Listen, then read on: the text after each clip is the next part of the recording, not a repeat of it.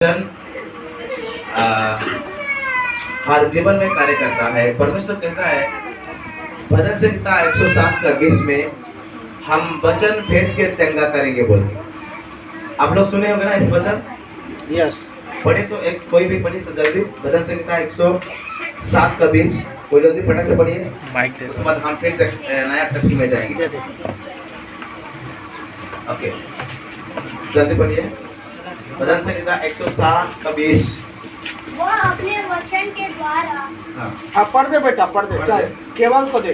वह अपने वचन के द्वारा उनको चंगा करता और जिस गड्ढे में वे पड़े हैं उससे निकालता है। इसमें लिखा है वो वचन भेज के परमेश्वर क्या करता है? चंगा करता है। चंगाई 3 प्रकार का होता है। एक मानसिक चंगाई, एक आत्मिक चंगाई और एक शारीरिक चंगाई।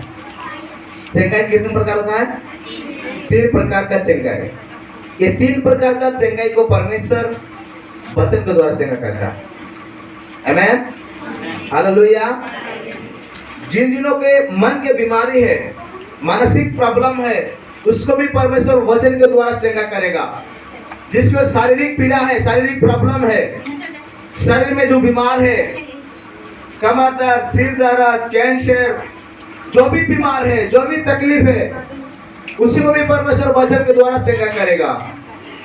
और आत्मिक बीमार जो है, आत्मा में अंदर जो बीमार है, जैसे कि पाप, अभिलाषा, प्रार्थना न करना, बाइबल ना पढ़ना, आत्मिक जीवन में दुर्बलता, इस तरह जो आत्मिक में बीमार है, उस सारे बीमार को वचन के द्वारा ही परमेश्वर चंगा करता है। इसलिए उन्हें साफ साफ कह दिया कि परमेश्वर वचन भेज के चंगा करता है।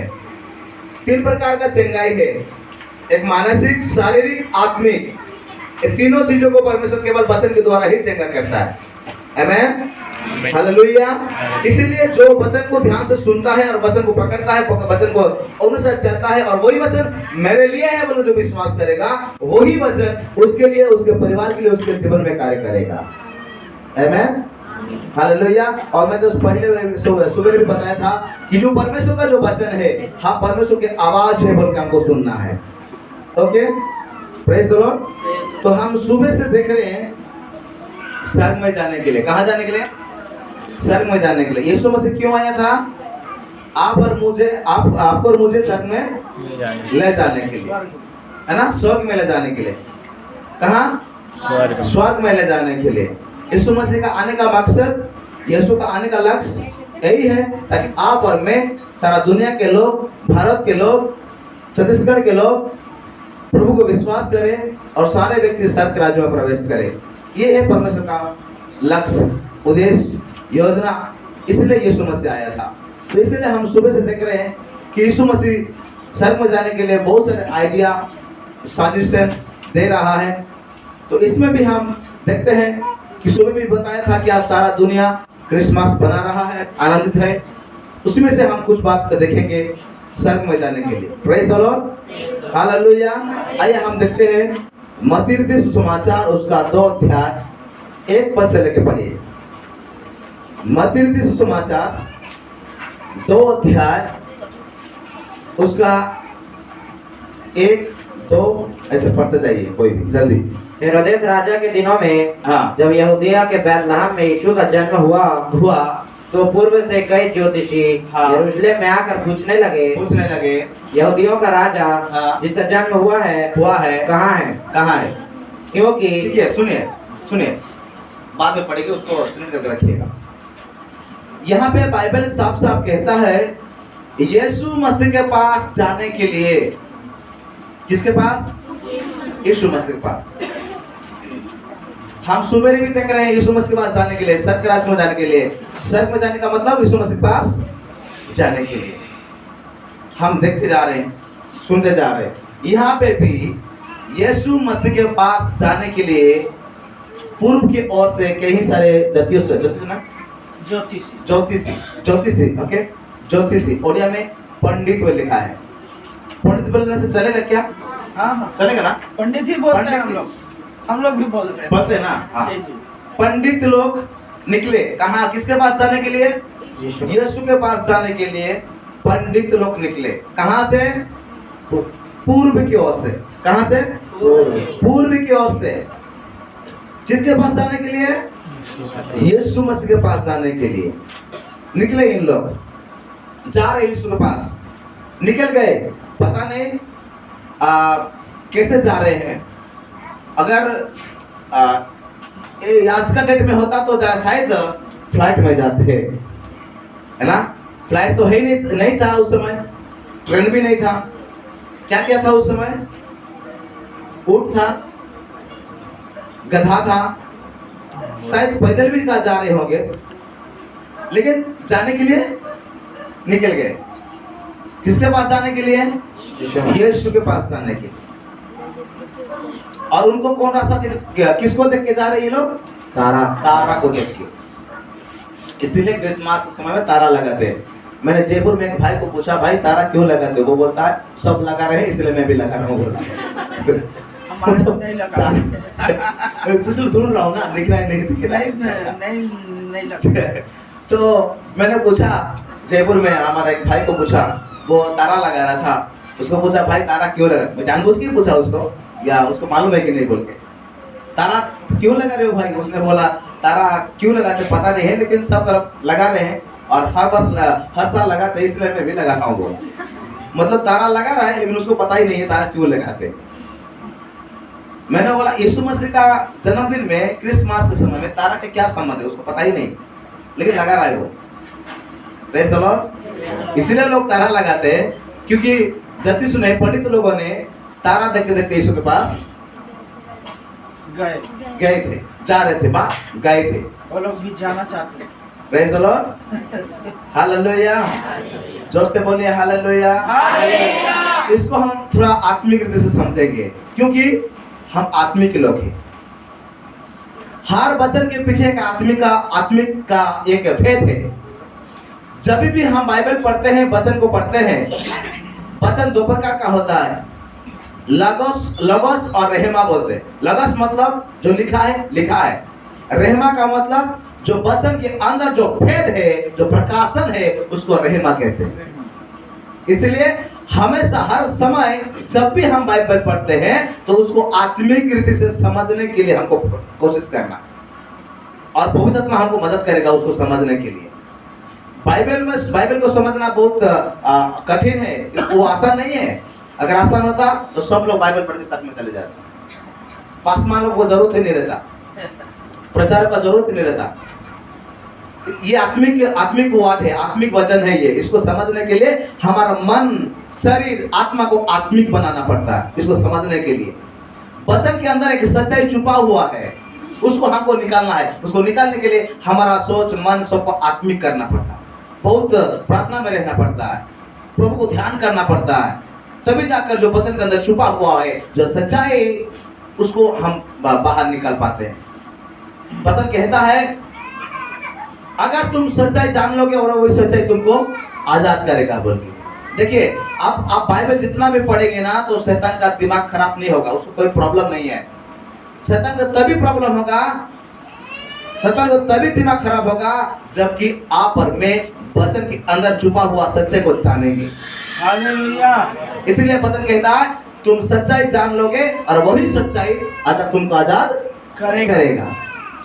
हालेलुया। तो जो लिखा है इसमें उसको आत्मिक रीति से समझेंगे। आज क्रिसमस मना रहे हैं और वो जो वर्ड था पंडित लोग ने जो पूर्व की ओर से निकले और यीशु के पास जा रहे हैं, वो क्रिसमस का मैसेज है, लेकिन हम उसको आज आत्मिक रीति से समझेंगे। उसको प्रेज़ द लॉर्ड। उसका भी कुछ भेद है, उसका भी कुछ रहस्य है, उसका भी कुछ परमेश्वर का एक सच्चाई है, उसमें आत्मिक अर्थ है, उसको हम जानने का कोशिश करेंगे। Praise the Lord. हालेलुया। तो ये पंडित लोग निकले यीशु के पास जाने के लिए। उससे पहले मैं कह देना चाहता हूं थोड़ा सा समय में, जब परमेश्वर आदम और हवा को आदम के वाटिका में बनाया था तो ऐसा कई दिनों तक, कितना सालों तक चलता रहा। आदम और हवा और परमेश्वर मिलते थे, घूमते थे, बात करते थे, मतलब एक साथ रहते थे। आदम के बटिका में इन लोग परमेश्वर की आराधना करते थे, महिमा करते थे। परमेश्वर हर रोज उनको मिलने के लिए आते थे। लेकिन अचानक एक दिन ऐसा कुछ घटना घटा था कि शैतान के द्वारा इन लोग पाप फल खाया और इनका जीवन के द्वारा पाप हो गया, और वही पाप परमेश्वर से बहुत दूर लेके चले गया।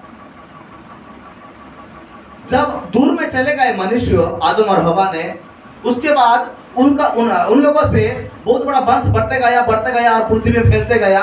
लोग धीरे धीरे क्या हुआ, परमेश्वर का चेहरा को भूलते गए। परमेश्वर का चेहरा याद नहीं रहा, भूलते गए सब लोग, क्योंकि परमेश्वर और दिखाई नहीं दिया आदम और हवा को। और आदम और हवा से जितने लोग भी जन्म हुआ, पैदा हुए, किसी को भी परमेश्वर दिखाई नहीं दिया, इसलिए परमेश्वर का चेहरा वो लोग भूल गए थे। लेकिन उससे पहले आदम के बटिका में आदम और हवा ने परमेश्वर को देखते थे, फ्रंट टू फ्रंट देखते थे, और परमेश्वर भी आदम और हवा को देखते थे। और क्या आदम के बटिका में परमेश्वर आकर आदम आदम बोलने से पुकारने के समय में आदम और हवा ने दौड़ते जाते थे परमेश्वर के पास, और दोनों मिल जाते थे। और ये आदम और हवा ने परमेश्वर की महिमा करते थे, और साथ में मिलके आदम के बटिका में घूमते फिरते रहते थे। और परमेश्वर का चेहरा इनको याद था, इन लोग देखते थे, फ्रंट टू फ्रंट देखते थे परमेश्वर को। लेकिन जब पाप किया, जब परमेश्वर का विरुद्ध में पाप किया, जब फल खा लिया, तो पाप ने परमेश्वर से इनको बहुत दूर लेके चले गया, अलग कर दिया। तो धीरे धीरे परमेश्वर का चेहरा को इन लोग भूल गए। Praise the Lord, hallelujah. तो वंश बढ़ते गया, तो लोग भी परमेश्वर को भूलते गए, उनका चेहरा भूल गए। फिर कोशिश करने लगे कि परमेश्वर कहाँ है, कैसे है, कहाँ रहता है, कैसे रहता है, उनका चेहरा कैसा है। अपना दिमाग से, अपना सोच से उनको ढूंढने लगे, बनाने लगे, कोशिश करने लगे ढूंढने के लिए। इसमें होगा, उधर होगा, यहाँ होगा, वहाँ होगा, इस तरह अपना दिमाग से, अपना ज्ञान से ढूंढने लगे परमेश्वर को। फिर भी परमेश्वर को ढूंढ नहीं पा रहे थे। लेकिन शुरू से लेकर जो साधु संत थे, ओल्ड टेस्टामेंट में भी, नया नियम में भी, जो साधु संत है, जो परमेश्वर दास भक्त लोग थे, बड़े बड़े प्रभु दास लोग थे, साधु लोग थे, संत लोग थे, उन लोग लगातार प्रार्थना में जुड़े रहते थे। परमेश्वर का चेहरा तो दिखाई नहीं देता था उनको, फिर भी वो परमेश्वर को उन लोग आराधना करते थे। परमेश्वर, हम जानते हैं तू सच्चा परमेश्वर है, तू सृष्टि करता है, यू आर क्रिएटर, तू सृष्टि करता है, हम विश्वास करते हैं। ऐसा लगातार प्रार्थना करते थे। लेकिन एक दिन पंडित लोग, साधु संत लोग, प्रभु के दास भक्त लोग पूछने लगे, प्रभु जी कब तक ऐसा चलेगा? क्या हम दोबारा कभी आपको नहीं देख पाएंगे? क्या आपके पास हम वापस नहीं आ पाएंगे? क्या आदम और हवा ने पाप किया, उसकी वजह से क्या हमको यही सजा है? क्या हमारे लिए कोई उपाय नहीं है? क्या हमारे लिए कोई रास्ता नहीं है, कोई आइडिया नहीं है, कोई सजेशन नहीं है? क्या हम पाप से उद्धार नहीं पा पाएंगे? क्या हम स्वर्ग में नहीं आ पाएंगे? क्या हम आपके पास नहीं आ पाएंगे? क्या हम आपको नहीं देख पाएंगे? ऐसे ही हमारा जीवन रहेगा क्या प्रभु? ऐसा ही हमारा लाइफ है क्या? यही हमारा सजा है क्या? फिर हमारे लिए क्या है? कुछ उपाय नहीं है क्या परमेश्वर? ऐसा साधु संत लोग, पंडित लोग पूछने लगे, प्रार्थना करते परमेश्वर को, प्रार्थना करते करते पूछने लगे। एक दिन परमेश्वर उनसे बात किया, चिंता मत करो, तुम्हारा लिए उद्धार करने के लिए मैं खुद मानव रूप लेकर दुनिया में जन्म लूंगा और तुम्हारे सारे लोगों को पाप से आजाद करूंगा।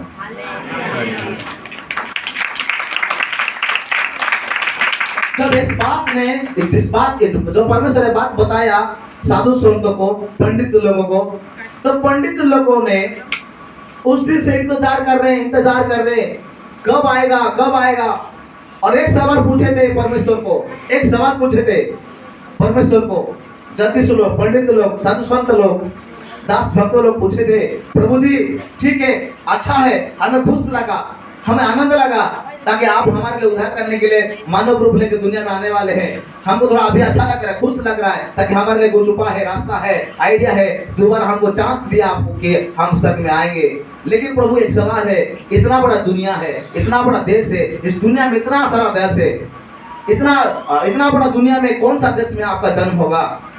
कौन सा शहर में, कौन सा गांव में, कौन सा सिटी में, कौन सा परिवार में, राजमहल में, या अमीर का घर में, या गरीब का घर में, या सिटी में, या गांव में, इंडिया में, या अमेरिका में, या ऑस्ट्रेलिया में, या इजराइल में, या चाइना में या पाकिस्तान में, कहां पर प्रभु इतना बड़ा देश में कहां पर आपका जन्म होगा, हमको कैसे पता चलेगा? इतना बड़ा देश में, इतना बड़ा पृथ्वी में आपका जन्म होगा मानव रूप लेके, तो हमको पता कैसे चलेगा? हम कैसे जानेंगे प्रभु? पूछने लगे साधु संत लोग, प्रभु दास भक्त लोग पूछने लगे। तो परमेश्वर बताया, जिस दिन तुमको एक तारा दिखाई देगा तुम जान लेना कि मेरा प्रतिज्ञा, मैं तो कमांडमेंट किया हूँ, जो मैं तुमको वादा किया हूँ बहुत सच होगा। उस दिन जन्म होगा एक मनुष्य पुत्र। Praise the Lord. वो उद्धारकर्ता जन्मेगा मानव रूप लेके, उस दिन में मानव रूप लेके जन्म होगा धरती पे, तुम जान लेना बोल के परमेश्वर उनको एक चिन्ह दिया था, तारा का चिन्ह। हालेलुया। और जिस दिन यीशु मसीह जन्म हुआ दुनिया में बेथलेहम में, उसी समय उसी दिन पंडित लोगों को तारा दिखाई दिया, और जिससे तारा दिखाई दिया पंडित लोगों को याद आ गया, उन लोग स्मरण कर लिए, हाँ परमेश्वर बोला था जब ये तारा दिखाई देगा तो उद्धारकर्ता जन्मा है बोल के तुम जान लो बोल के परमेश्वर बताया था। इसीलिए पंडित लोग सारे मिलकर बात किए कि हमारे लिए उद्धारकर्ता जन्म हुआ है, चलो उनको मिलने के लिए जाते हैं, यीशु मसीह के पास जाएंगे, उद्धारकर्ता के पास जाएंगे, यीशु मसीह के पास जाएंगे। इसीलिए सारे पंडित लोग मिलके यीशु के पास जाने के लिए बाहर निकले। किसके पास जा रहे हैं? आज हम भी यीशु के पास जाने के लिए निकले हैं ना। किसका 2 साल हो गया, किसका 5 साल हो गया, किसका 2 साल हो गया, किसका 20 साल हो गया, हम जा रहे हैं यीशु के पास। हमारा जर्नी चल रहा है, हमारा जर्नी चल रहा है, हम जा रहे हैं, निकले हैं यीशु के पास जाने के लिए। पौलुस ने भी कहा मैं दौड़ रहा हूँ मेरे लक्ष्य में पहुंचने के लिए, और पौलुस का लक्ष्य स्वर्ग का राज्य था। और पौलुस भी कहता है मैं दौड़ रहा हूँ, मैं जा रहा हूँ, मैं जर्नी कर रहा हूँ। आज हम भी जर्नी कर रहे हैं, जिस तरह के पंडित लोग जर्नी किए यीशु के पास जाने के लिए। लेकिन इसमें हम कुछ भेद को देखेंगे, जानेंगे। Praise the Lord. हालेलुया। इन लोग किसको देखने के लिए जा रहे हैं? यीशु मसीह के पास, यीशु मसीह के पास जा रहे हैं। और कहां से लोग थे? पूर्व की ओर से। पूर्व की ओर से मतलब कौन सा देश से? देखिए पूर्व में हमारा इंडिया कौन सा मालूम है? किधर है हमारा इंडिया? पूर्वी देश। पूर्व में है। चाइना पूर्व में, जापान पूर्व में, ऐसा कुछ देश है वो जो कि पूर्व में है। और बड़े लोग भी प्रचार करते हैं, बोलते हैं कि पूर्व के ओर से गए थे, वहां में से जापान, चाइना, इंडिया से निकल के मिलकर सब लोग गए थे इसके पास बोल के। Praise the Lord. हालेलुया। अगर देखिए हमारा इंडिया का पंडित लोग कुछ लोग आए होंगे। कौन लोग? पंडित को किसको कहते हैं? ज्ञानी को, ज्ञानमान लोगों को। उन लोग ज्ञानी है, ज्ञानमान है, साधु है, साइंटिस्ट है, ऐसा बहुत बड़े लोग हैं। उन लोग सारे लोग मिलके इतना बड़ा ज्ञानी, पंडित, साधु, संत होने के बाद भी उनको यीशु का जरूरत पड़ा, यीशु के पास जा रहे हैं। Praise the Lord. क्योंकि उनको भी पता था अगर स्वर्ग में जाना है तो यीशु का जरूरत है बोल के।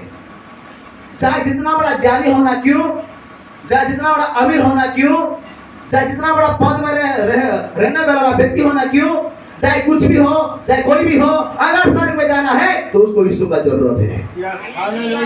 दुनिया में कोई भी व्यक्ति हो, या कोई भी धार्मिक लोग हो, या कोई भी जाति के लोग हो, या छोटे बड़े, गरीब अमीर, छोटा पद बड़ा पद कोई भी हो ना क्यों, अगर स्वर्ग में जाना है तो यीशु का जरूरत है।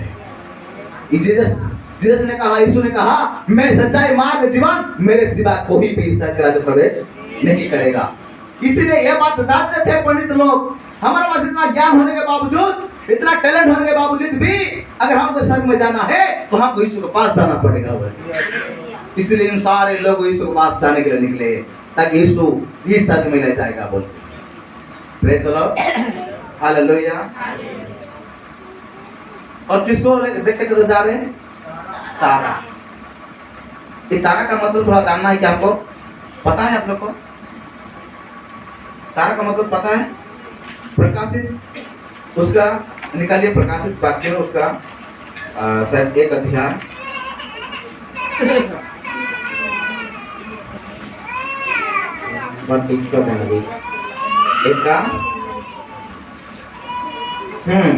एक का 20,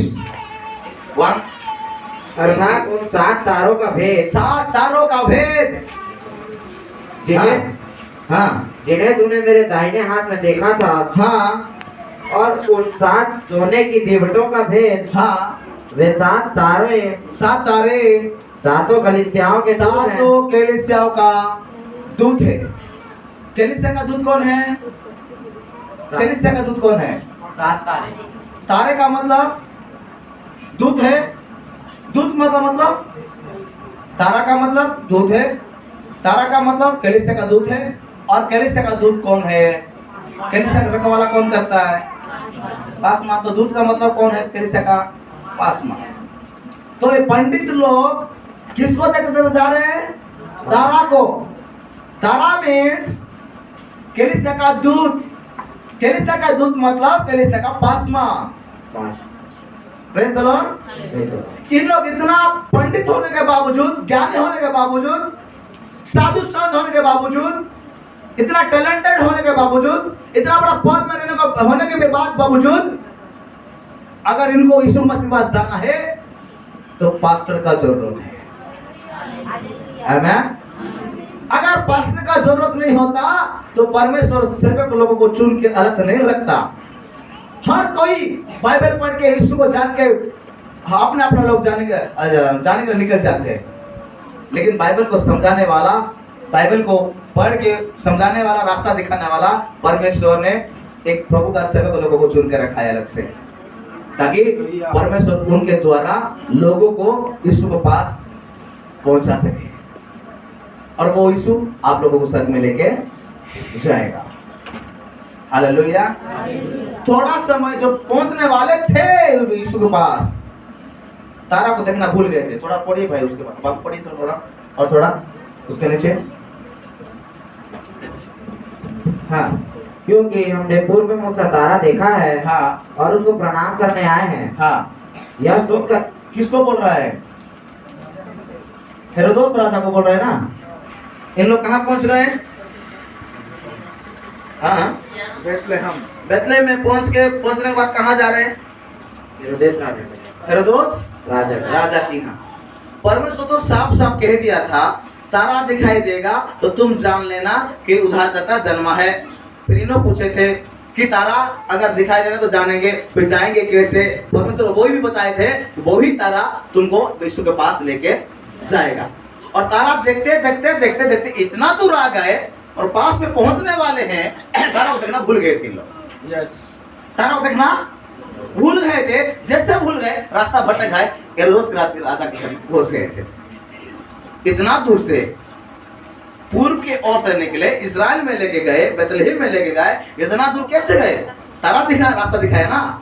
तारा को देखते देखते जा रहे, इतना दूर से नदी, समुद्र, मतलब कितना पहाड़, कितना सारे परिस्थिति, समस्या को पार करते हुए तारा उनको मदद करते जा रहा है, दिखा रहा है रास्ता। ऐसा करते करते करते करते बेथलेहम के गांव के पास, आसपास में पहुंच गए थे। और उसी समय इन लोग तारा को देखना भूल गए। शायद उस समय अपना ज्ञान लगाए होंगे, टैलेंट, अपना बुद्धि लगाए होंगे। जैसे तारा को देखना भूल गए थे, तुरंत रास्ता भटक गए, रास्ता भटक गए। और यीशु के पास जाने वाले व्यक्ति किधर चले गए? हेरोदोस के विरोधी। अपना दिमाग लगाने वाले ऐसे ही होते हैं। पवित्र आत्मा गाइड करना चाहिए हमको, अपना दिमाग से नहीं। पवित्र आत्मा गाइड करेगा। इसलिए हमने सेकंड सेशन में बात किया ना, पवित्र आत्मा जरूरत है हमको। पवित्र आत्मा जब आएगा तो हर समय, हर मुसीबत में, हर परिस्थिति में वो हमको लीड करेगा, गाइड करेगा, वो हमको भटकने नहीं देगा। इसलिए we are needs Holy spirit.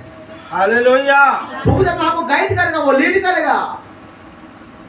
जैसे तारा को देखना भूल गए, इनका रास्ता भटक गए, हेरोदोस के पास पहुंच गए थे। अगर हम पासवान लोगों का पीछा छोड़ देंगे तो हमारा रास्ता भी भटक जाएगा, क्योंकि उन लोग रात दिन परिश्रम करते हैं, कष्ट उठाते, दुख उठाते, प्रार्थना करते हैं, प्रभु जी मुझे कुछ भेद बताइए, कुछ टॉपिक बताइए, कुछ प्रकाशन बताइए, ताकि कलीसिया वालों को प्रचार करूं, कलीसिया वालों को बता सकूं, प्रभु उनको आइडिया दे सकूं। मुझे बताइए प्रभु, बल्कि रात दिन उपवास के साथ प्रार्थना करके कुछ भेद को जान के हर संडे कलीसिया में प्रचार करते हैं, ताकि लोग सच्चाई को जाने और भेद को जाने और मजबूत बन जाए, ताकि लोग स्वर्ग में जाए। बोल के पासवान कितना बोझ के साथ प्रार्थना करके प्रचार करते हैं। स्वर्ग में जाने का आइडिया। देखिए मैं बहुत सीरियस बात बता रहा हूँ आप लोगों को। आपके मम्मी पापा, आपके परिवार, आपके पति, आपके पत्नी ना आपको खाना पीना, कपड़ा, मकान, गाड़ी, बंगला सब कुछ देगा, सब कुछ देगा, पैसा भी देगा, बिजनेस भी देगा, सब कुछ देगा, लेकिन स्वर्ग का रास्ता नहीं दिखाएगा। ये सच बात है, सच्चाई यही है। हमारा जो रिलेटिव होता है, भाई बहन, माँ बाप, पति पत्नी, बच्चे जो भी है, हमको पैसा देंगे, नौकरी देंगे, खाने का देंगे, पीने का देंगे, कपड़ा देंगे, बंगला देंगे, गाड़ी देंगे, सब कुछ देंगे, लेकिन सर के राज के रास्ता नहीं दिखाएंगे हमको। लेकिन उससे भी बढ़कर सर का रास्ता पासमान दिखाते हैं हमको। तो आप सोचिए, हमारा माँ बाप ज्यादा हमको प्यार करते हैं या पासमान हम ज्यादा प्यार करते हैं? माँ बाप तो दुनिया में कुछ टाइम के लिए वो लोग दे देते हैं, लेकिन अनंत कालीन का रास्ता पासमान लोग दिखाते हैं सर में जाने। तो ज्यादा कौन प्यार करते हैं? अगर पासमान का पीछा हम छोड़ देंगे, पासमान का जो लीड करते हैं उसको हम छोड़ देंगे, तो क्या होगा? हमारा रास्ता भटक जाएंगे। क्या हो जाएगा? भटक जाएंगे। इसलिए हम सच्चे को पकड़ना है, जो पासमान सिखा रहे हैं उसको हम पकड़ना है, उसके हिसाब से हमको चलना है। चाहे डांट भी सकते हैं पासमान, कभी वो डांट की भी बात कर सकते हैं, क्योंकि पासमान हमारा फादर होते हैं, कलीसिया का फादर है, वो विश्वासियों का पिता है। पिता तो बच्चे को डांट सकता है। अगर कोई हमारा शारीरिक जो माँ बाप है ना, कितना मारने के बाद भी शाम को घर वापस जाएगा बच्चा, जरूर जाएगा।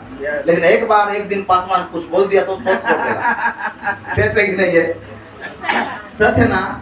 हाँ, तुम्हारा जो सांसारिक जो माँ बाप है, 2-4 थप्पड़ मारने के बाद भी, इतना गाली देने के बाद भी 2 घंटा के बाद भूल जाएंगे, हाँ चलो मेरा माँ बाप तो गाली दे, कोई बात नहीं, बोल के फिर वापस आ जाएंगे घर में। लेकिन एक दिन इतना सालों तक हर संडे प्रभु के दास इतना अच्छा बात बताते हैं, बीमार होते समय प्रार्थना करते हैं, समझाते हैं, रास्ता दिखाते हैं, आइडिया देते हैं, सलाह देते हैं, समझाते हैं, उनको उत्साहित करते हैं, उनको एनकरेज करते हैं हर मुसीबतों में, हर परिस्थितियों में। लेकिन एक दिन अगर पासमान डांट लिया तो कलीसिया ट्रांसफर हो जाएगा, इस कलीसिया को छोड़ के दूसरा कलीसिया में जाएगा वो। इसको कहते हैं, कौन सा विश्वासी मालूम है? मेंढक। वो यहाँ से वहां से पूछते रहता है, मेंढक बोलते उसको, मेंढक। ओडिया में बेगो बोलते हैं, बेगो, मेंढक। Praise the Lord. और सर बकरा बोलते हैं ना, छेली को क्या बोलते हैं? बकरा, बकरी या बकरा, बकरी या बकरा विश्वासी। बकरी क्या कहता है ना, इधर उधर भागते ही रहते, इधर बुला कराने से उधर भागता है, उधर बुला से उधर भागता है। लेकिन मेमना पूरा स्थिर रहता है ना। हम बकरी की तरह विश्वास नहीं, मेमना की तरह बनना है। आमीन, हालेलुया। अगर हमारा पासमान आज डांटा है तो वो भी काल प्रेम करेगा, काल को प्यार करेंगे। पासमान और ज्यादा समय क्रोध नहीं रखेंगे। अगर हमको डांट रहे तो हमारा भले के लिए डांट रहे, हमको कुछ बोल रहे, गाली दे रहे तो हमारा भले के लिए गाली दे रहे। तुम गुटखा खाओगे तो पासमान तुम गाली नहीं देगा क्या? छोड़ देगा। तुम दारू पियोगे, तुम लड़ाई झगड़ा करोगे, आगे इधर प्रार्थना में बैठे हो ताली बजाओगे, फिर घर में जाके फिर अन्य भाषा से गाली दोगे। अन्य भाषा ना आत्मा का गिफ्ट है, अन्य भाषा। री पा करके कलीसिया में, फिर बाहर जाने के बाद काबा होते हुए वो अन्य भाषा। तो अगर ऐसा करोगे तो पासमान के गाली नहीं देगा, नहीं डांटेगा। एक बार पता है, यीशु मसीह ना यरूशलेम के मंदिर में घुसा, पूरा बिजनेस को तोड़ करके मार पीट करके बाहर निकाल दिया। पिता का घर है, इसको मत बनाओ। तो तुम्हारा शरीर ईश्वर का मंदिर है, उस मंदिर में आप गलत मत करो, आसुर में पाप मत करो, उससे गंदा मत करो, उसको साफ रखो। और ये डांटना, गाली देना, ये पास्टर का फौज है, क्योंकि परमेश्वर उसको अधिकार दिया है, डांटो, मारो और सिखाओ और साफ करो, तैयार करके मेरे पास लाओ, बोल के पासमान को खड़ा किया। Praise the Lord, hallelujah. इसीलिए कभी कभार पासमान से हमको गाली भी सुनना पड़ेगा, सुनना है। डांटने से भी डांट खाओ, गाली सुनो, 2 मिनट के बाद वही पास्टर कैसे हो बच्चे बोल के फोन करेगा, नहीं है? आपका मुसीबत में वही पास्टर आपके पास पहुंचेगा, वही पास्टर पहुंचेंगे आपके पास। अगर आप पासवान को गाली भी दे रहोगे ना, तो वो पासवान अगर आप बीमार पड़ जाएंगे तो वही आएगा आपके पास प्रार्थना करने के लिए। हाँ, आप अगर इस कलीसिया को छोड़ के या पासवान को छोड़ के दूसरा कलीसिया में ट्रांसफर हो गया ना, आप जब बीमार में पड़ जाएंगे ना, वो पास्टर क्या बोलेगा, छोड़ना मेरा विश्वास देता है, कुछ भी हो जाए मेरा क्या। लेकिन जो जन्म दिया है ना, उसका दर्द होगा दिल में, क्योंकि ये मेरा बच्चा है, चाहे कुछ भी हो जाए लेकिन इसको अच्छा करना है, उनका फर्ज बनता है, क्योंकि वो प्यार करते हैं। मैं समझ रहा हूँ मेरा हिंदी अच्छा नहीं हो रहा है, लेकिन उड़िया में होता ना तो और अच्छा होता मैं। एकदम अच्छा है सर, अच्छा है। उससे और ज्यादा अच्छा लग रहा है। वो लोग जो है समझने में ना और ज्यादा इंटरेस्ट ले रहा है, कान खड़ा है। हालेलुया, है ना सर? हालेलुया। इसलिए हम कलीसिया को नहीं छोड़ना चाहिए। एक बात बताना चाहता हूँ मैंने, एक व्यक्ति यरूशलेम से निकल कर यरीहो में जा रहा था। ये लूका उसका 10:30 में लिखा है। यरूशलेम से निकला और यरीहो में जा रहा था। क्या हुआ पता है? रास्ता में डाकू लोग मिले, रास्ता में मिले। यरूशलेम से निकला मतलब कलीसिया से निकला और जा रहा है कहाँ? एरियो में। एरियो का मतलब दुनिया, संसार, अभिलाषा, पाप। कलीसिया को छोड़कर पता नहीं क्या हुआ कलीसिया के अंदर, नहीं पता, लिखा नहीं है, लेकिन कलीसिया से निकला इसलिए लिखा है। यरूशलेम से निकला मतलब कलीसिया से निकला, कलीसिया से निकल के जा रहे संसार में। और जैसे संसार में जा रहा था, रास्ता में डाकू लोग पकड़े उसको। इतना प्रेम किया, इतना प्रेम किया डाकू लोग कि वो प्रेम पाते पाते बेहोश हो गए। इतना प्रेम किए डाकू लोग। डाकू लोग प्यार करते हैं ना, प्रेम करते हैं? नहीं करते। जब तक ये यरूशलेम में कलीसिया में था, डाकू के हाथों में ये नहीं था। जैसे कलीसिया को छोड़ दिया, जैसे फेलोशिप को छोड़ दिया, जैसे पासवान को छोड़ दिया, किसके हाथ में गया? डाकू के हाथ में। वो तो बाहर